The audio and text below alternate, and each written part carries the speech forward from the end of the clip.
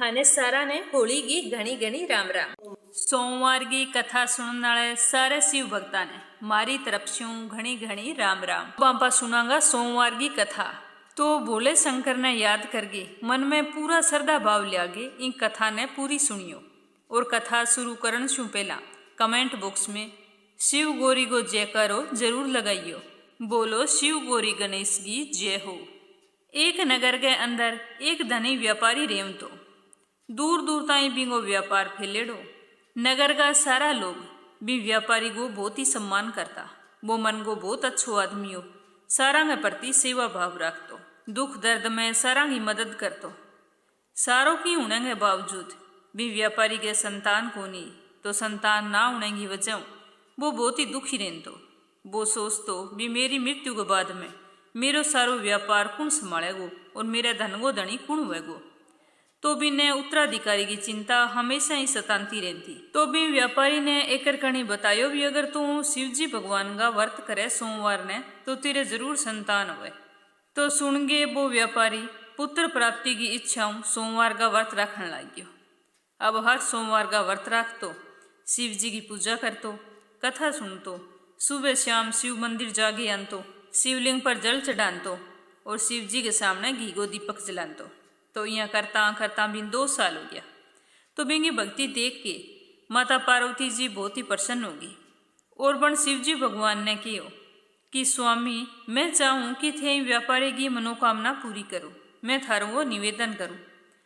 तो पार्वती जी की बात सुन के भगवान शिव जी बोलिया कि पार्वती इस संसार के अंदर सारा ने बिंगे कर्मा के अनुसार ही फल की प्राप्ति हुए।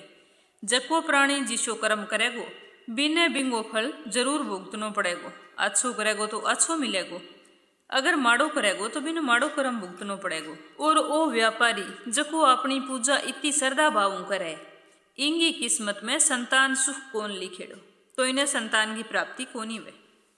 तो शिव जी के समझाने के बावजूद भी पार्वती मानन ने तैयार कोनी, बस बार बार एक ही रट लगाई रखी भी इंगी मनोकामना पूरी करो, इन्हें पुत्र प्राप्ति को वरदान दो। तो माता पार्वती के जिद के आगे शिव जी ने तो झुकनो पड़ियो और भी व्यापारी ने पुत्र प्राप्ति को वरदान दे दियो। वरदान देने के बाद में भोलेनाथ माता पार्वती जी ने कहो कि मैं थारे जिद के कारण इन व्यापारी ने पुत्र प्राप्ति को वरदान तो दे दियो, पर इनको पुत्र 16 साल तक ही जीवित रहेगो। तो भी राती भगवान शिव भी व्यापारी के सपने में आया और बोलिया कि मैं तन्ने पुत्र प्राप्ति को वरदान दियो और तेरे पुत्र की आयु 16 साल ही होगी।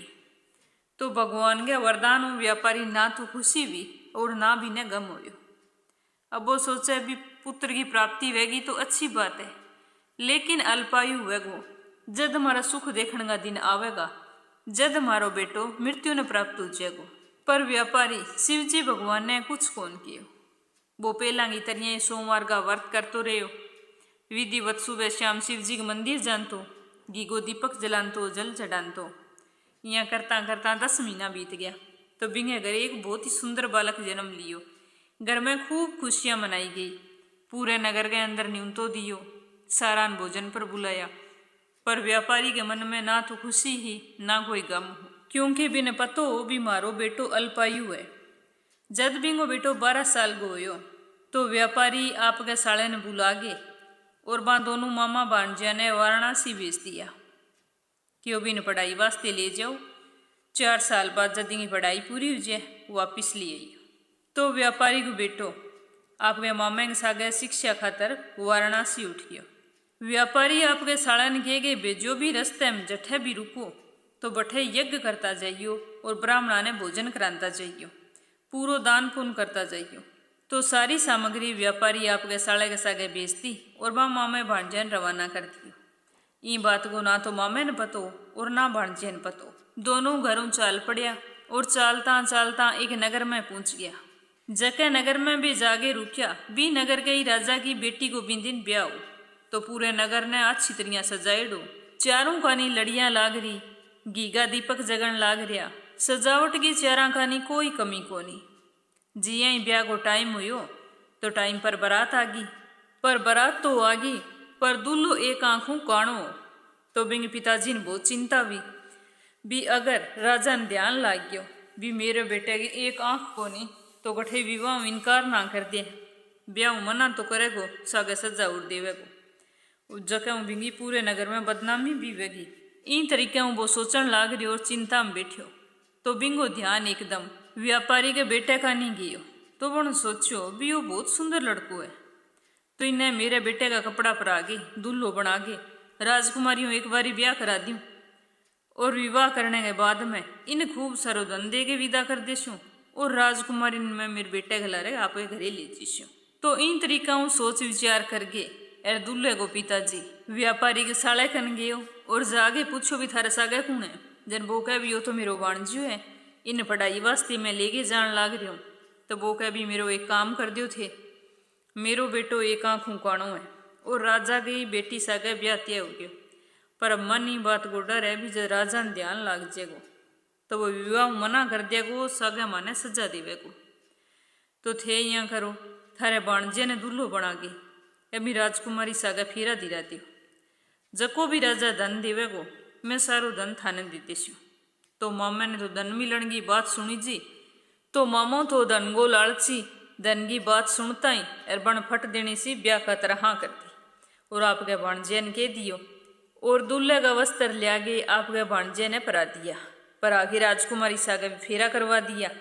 फेरा बाद में व्यापारी को बेटो और राजकुमारी दोनों भोजन करन लाग रहा। तो व्यापारी को बेटो चुपचाप बैठ्यो, राजकुमारी पूछो भी के बात है, थे इतना उदास किया बैठा हो।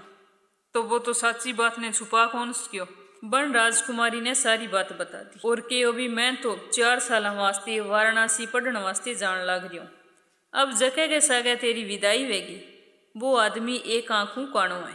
तो राजकुमारी के भी कोई बात को नहीं, मैं आप ही संभाल लेशूं थे, चिंता ना करो थे, पढ़ाई वास्ते जाओ। तो राजकुमारी जागे सारी बात राजा ने बता दी। जब राजा ने आ सारी बातों को पतो चलियो तो बहुत ज्यादा गुस्सो आयो और राजकुमारी ने भेजणु मना कर दियो और बांगी बारात खाली लौट गई। राजा राजकुमारी ने पूछो भी बेटा जके व्यक्ति के सागे तेरा फेरा होया वो इन टाइम कट है। तो राजकुमारी बता दियो भी वाराणसी पढ़ने वास्ते गेड़ा है। तो बिना भी मामो भाणजी वाराणसी पहुंच गया और बठे पहुंच गए बन आपकी पढ़ाई शुरू कर दी। जब वो 16 साल को हुयो तो बन यज्ञ करवायो, यज्ञ समाप्ति पर ब्राह्मणान भोजन करवायो, खूब अन्न वस्त्र धन को दान करियो, सारा काम निपटा गे।